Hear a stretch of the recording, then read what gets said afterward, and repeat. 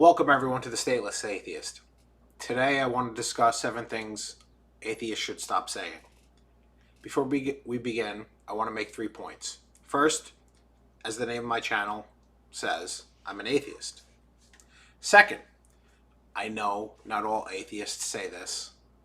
And third, I know none of these things have anything to do with atheism itself, as atheism is the answer to a single question. Do you believe in God? So why do I care about them then? The reason I am making this video is, as an atheist, I want them to win more intellectual debates and convince more people. Furthermore, some of the things they say can lead to harm. Well, let's begin.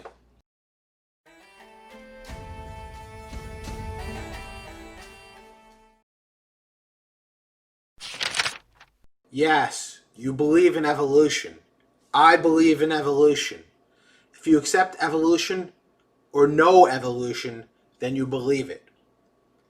As you can see by the definition I posted on the screen here, belief is an acceptance that a statement is true or that something exists. Technically, if you believe something is false, that is also an acceptance. It is an acceptance that it is true that something is false. So it still fits the description.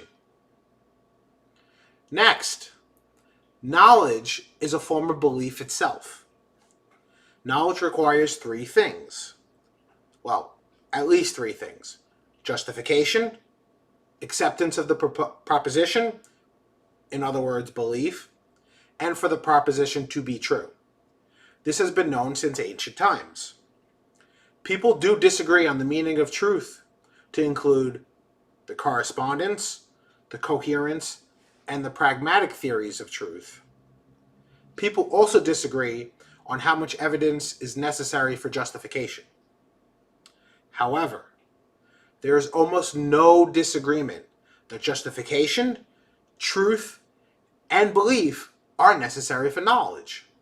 Yes, there's also an issue with the JTP theory of knowledge called the Gettier problem, which shows that it might be possible to have justification, the proposition can be true, and you can believe it while at the same time not possessing knowledge.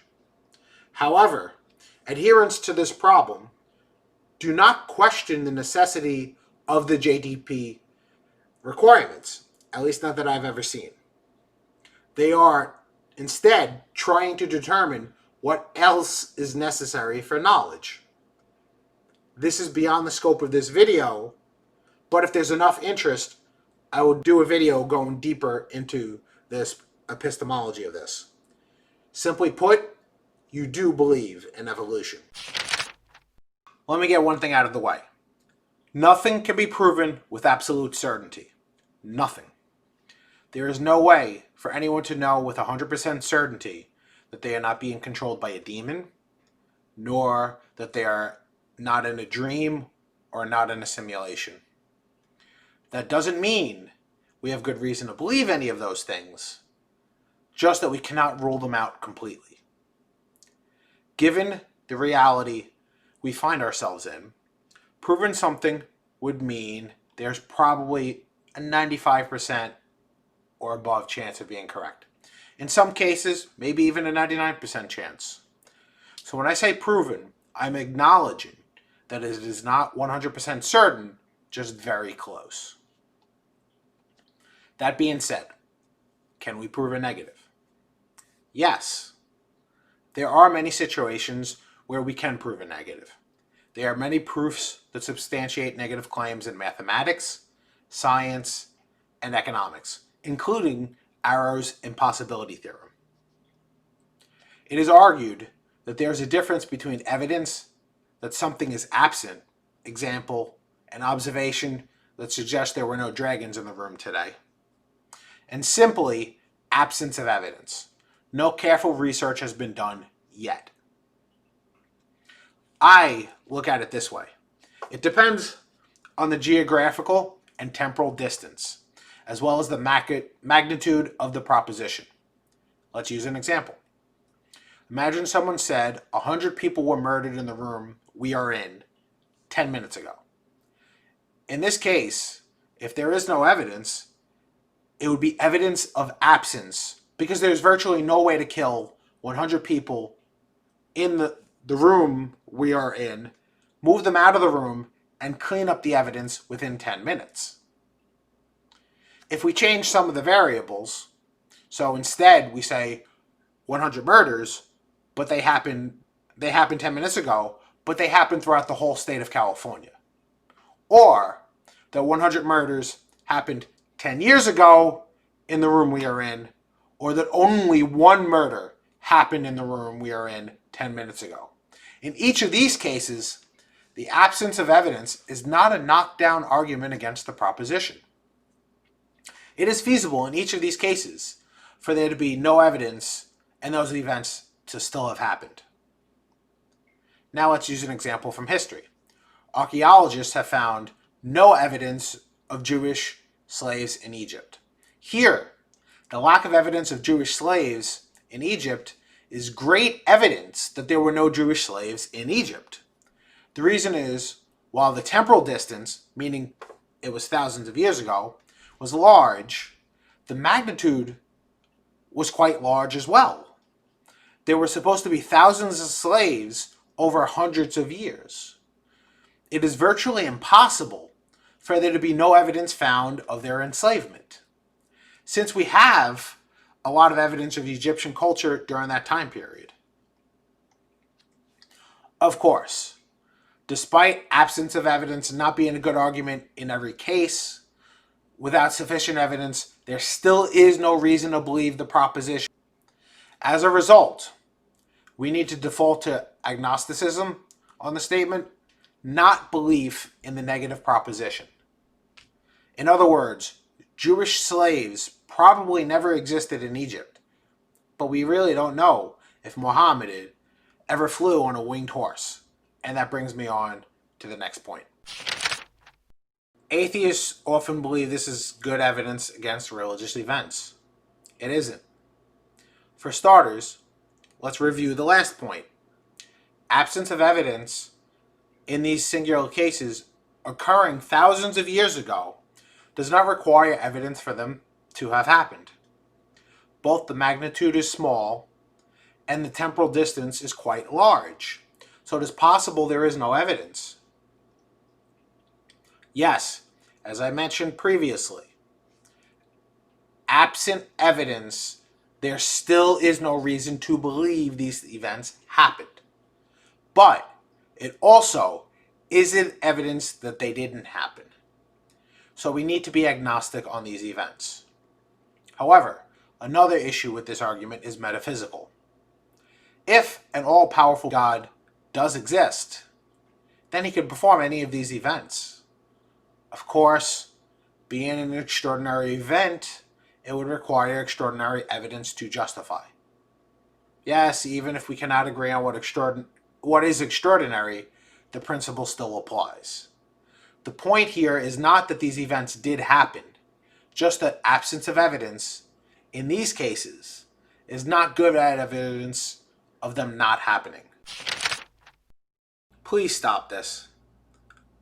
I do not like religion, and I believe it is often used in harmful ways, but there are many amazing and smart people that are religious as well. I think they are wrong about religion, but that doesn't make them mentally ill. Just wrong, in my opinion. Furthermore, mental illness is colloquially defined as a difference from the norm. Given how most people in the world are religious, that would make atheists like me and you the mentally ill, not the theists by this definition. Finally, classifying groups as mentally ill has been used to repress many people throughout history. Homosexuality and trans people were once considered mentally ill, and many people today still consider them to be. And people with mental disorders are victimized at a much higher rate than people who are not. Foucault, in Madness and Civilization, traces the evolution of the concepts of madness throughout history. While his work has been criticized for having some empirical errors, it has been praised for raising questions about the influence social forces have on the meaning and response to deviant behavior. What I'm saying is 2 points. First, stop saying things that you do not like are mental disorders. Remember, as I mentioned earlier, theists often do this for gay and trans people. And second, we need to destigmatize the idea of mental disorder.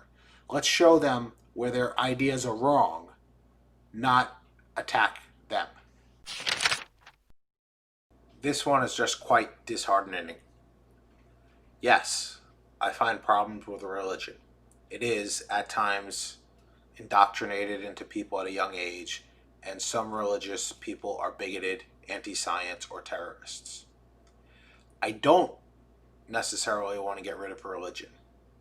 If we removed all the harm caused by religion, I would have no reason to complain about a person's belief. Even if people are talking about religion today with its harmful beliefs, there are still problems with the statement the government should repress religions. First, a lot of good religious people that do not have these toxic beliefs will be harmed in the process. Second, the worst things that religious people have ever done have been through the power of the state. The Inquisition, Salem witch trials, and many others. Finally, the state is worse than religion. Almost every war in history has been one state attacking another group. Nearly every act of genocide in history has been done through state power. The state upheld slavery and segregation in the United States, two institutions that if the state didn't support would have probably collapsed on their own much sooner. Or let's take a quote from Gary Chartier's book, The Conscience of an Anarchist. And I quote, "I am an anarchist because states kill and conquer. Their militaries cause unbelievable destruction, and through a combination of military force, the use of dirty tricks, and the application of economic pressure, they dominate less powerful societies." Before the 20th century, state violence, which includes anyone acting under the state's orders, likely claimed between 89 million and 260 million lives. Reasonable estimates place the total number of war-related deaths in the 20th century alone at over, possibly well over, 100 million people. Remember, the numbers quoted for the 20th century only include war deaths, so the total domicide numbers are probably much higher. So giving the state more power is dangerous. Remember, how would you feel if the state came after atheists, like they do in some other countries? Many theists say that without God, why wouldn't someone murder people? And atheists respond by saying, no, I do not need God to not murder people. I do not want to murder people. There's even a famous quote from Penn, of Penn and Teller, where he says, I do rape all I want, and the amount I want is 0. And I do murder all I want, and the amount I want is 0. Often, however, those same atheists will turn around and say, while God is not necessary, the state is. Without the state enforcing morality, why wouldn't someone murder another person? So which is it? Do they want to murder people or not? Why would they want to not murder people without God, but they would want to murder people without the state? Penn's quote is true. Without a state, he wouldn't suddenly want to murder or rape others. Okay, I understand they're talking about other people, not themselves. This idea is bound up in what is called legal centralism, where the belief is that the order in the world is dependent on governmental law. But as Dr. Stringham explains, there is an implicit assumption here. Private solutions cannot be relied upon for complex problems. Is it true, though, that private solutions fail at complex problems? First, we can look at the prominent evidence of widespread human cooperation. In experimental economics, trust games, ultimatum games, and dictator games show that people are, on average, very cooperative without the use of any force or the state. Both Leeson and Stringham further discuss different tactics for overcoming non-cooperative behavior that still do not require a state. These strategies include tit for tat, reputation, sorting, bonding, ex ante risk management, and others. Bowles and Gintis argue that people cooperate not only for self-interested reasons, but also because they are genuinely concerned about the well-being of others. They try to uphold social norms and value behaving ethically for its own sake.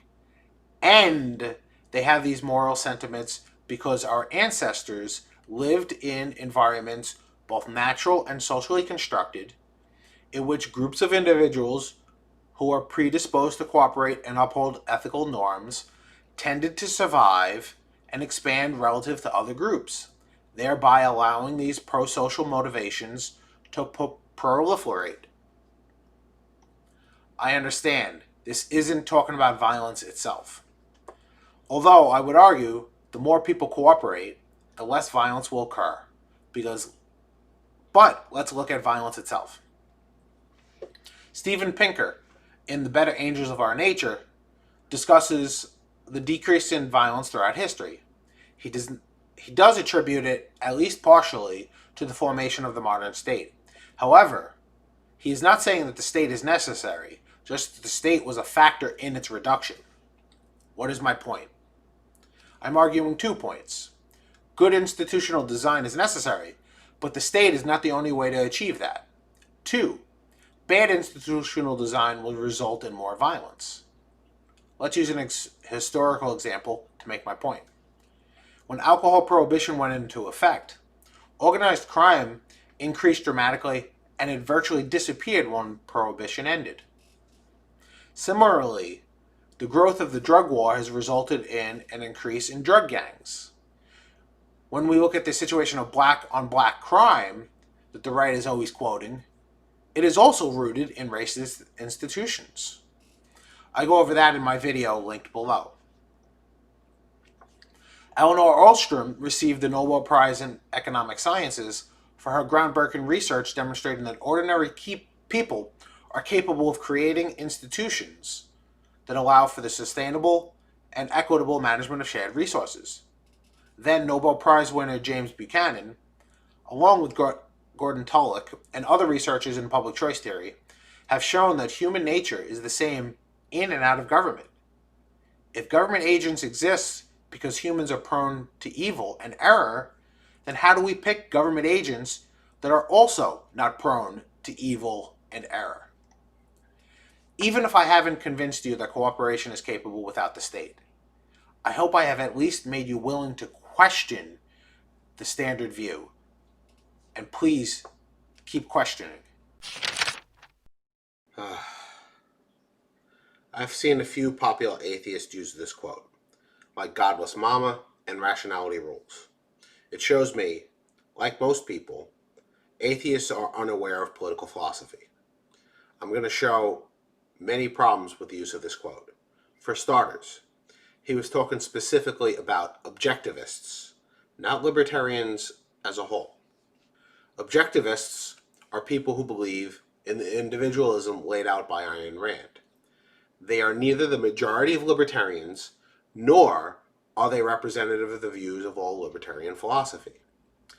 Libertarian philosophy has a rich amount of ideas that are much deeper and should not be pigeonholed into objectivism. Yes, objectivism is a branch of libertarian philosophy, but is just that, a branch.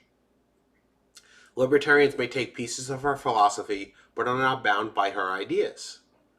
They read other authors like Mises, Hayek, Friedman, Locke, Smith, Rothbard, or even contemporary authors like Kirzner, Kaplan, Becky, Ostrom, Leeson, Scoble, Horowitz, Squire, Sciabara, and many more.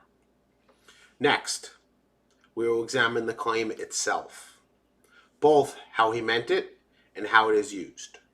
As a result, we will see where he is wrong in both cases. Let's start with the broader usage to include all libertarians. Is libertarianism a selfish ideology? I will not deny that there are people that call themselves libertarian that are quite selfish. They are quite ignorant of libertarian philosophy themselves. And I will be making videos arguing with them, but this is not representative of libertarian philosophy as a whole. So let's examine libertarian and classical liberal ideas. Jason Lee Bias, in the book Fighting Fascism, has a section called The Liberal Vision, Pro-Social Individualism, where he argues that liberalism is the fearless embrace of the positive sum and the terrified rejection of the zero sum.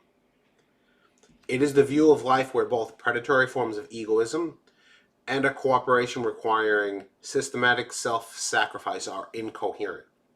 Liberalism, as I have described it here, is more than just a view of the state. It is an attitude toward human life itself and our status as social animals. A lack of liberalism then corrupts much more the way one sees governance. It perverts social relationships altogether. Steve Horwitz, in his book Hayek's Modern Family, explains that libertarians ground their arguments in three different ways: natural rights, contractarianism, and consequentialism. Eric Mack disagrees with two of the reasons Horwitz listed, and instead lists the three groundings of libertarian philosophy as natural rights, cooperation to mutual exchange, and utilitarianism. Between Horwitz and Mack, four of the grounding antecedents are rooted in social benefit or cooperation. Even the concept of natural rights, that they both agree on, is not void of other people's concerns, as everyone is treated equally in a natural rights perspective. Then when we look at contemporary issues, libertarians prioritize a lot of non-selfish issues. Libertarians, like myself and many others, want to end the war on drugs and open the borders. I've never done a drug in my life, nor do I have any friends or family in other countries that want to come here, so neither of them will benefit me directly. So stop calling libertarians as a group selfish. Enough talking about libertarians as a whole. Was Hitchens correct saying this about objectivists? Chris Matthew Sciabara, in his book Ayn Rand, The Russian Radical, discusses issues with Randian scholarship. It is hard to separate a philosopher from their philosophy, even though we should. Rand was intolerant of dissenters and was filled with a cult of personality. But no philosophy should be reduced to the bad characteristics exhibited by the originator of it. Sciabara examines the views of Ayn Rand and her protege, psychologist Nathaniel Branden, who both argued that those who engage in conceit and offensive boasting are typically suffering from a lack of authentic self-esteem. He further explains that for Rand, within a free society, unlike a statist society, there are no inherent conflicts of interest among rational individuals. For Rand, racism is the most vicious form of social fragmentation perpetuated by the modern statism. John Welsh reiterates Rand's view of racism by arguing, in her philosophy, racism negates the notion of human identity. Then, Andrew Bernstein describes Rand's theory of egoism as a direct contradiction of cynical exploitativeness. This is the code of the liar, the cheat, the criminal, of any man who seeks to gain by duplicitous, dishonest methods. The exploiter is not interested in working for what he wants. He doesn't seek to create values, but to appropriate them from others. And writers such as Douglas Den Uyl and Douglas B. Rasmussen place Rand in the Aristotelian tradition of eudaimonia, which views the principles that guide people toward their own personal flourishing as both productive of the condition and expressive of it.